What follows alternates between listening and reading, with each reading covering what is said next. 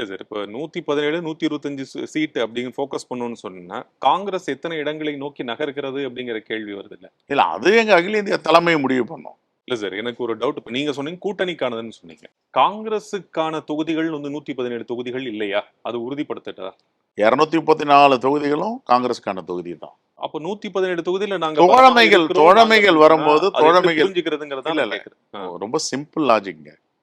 170 சீட்ல நாங்க ரொம்ப ரொம்ப வலிமையா இருக்கோம் அப்படின்னு தான் சொன்னார். ரொம்ப ஏன் ரொம்ப வலிமையா ஏன் இருக்கும். இந்த கேள்வி கேட்கிறேன்னா, மீண்டும் மீண்டும் வந்து திமுக, காங்கிரஸ் உடைய கூட்டணிய வந்து இவங்களே இத்தனை சீட்டு கேட்கிறாங்க. 117 சீட்டு கேட்கிறாங்கன்னா, 234 117 காங்கிரஸ் குடுத்து போட்டு மத்தவங்க எங்க போவாங்க அப்படிங்கிற ஏங்க, கேள்வி நோக்கி அப்படி அது எதிர்க்கட்சிகள். அதோடைய பொருள் அது இல்லைங்க. தவறா புரிஞ்சிட்டு இருக்காங்க. நீங்களும் தவறா அதை எடுத்துட்டு இருக்கீங்க.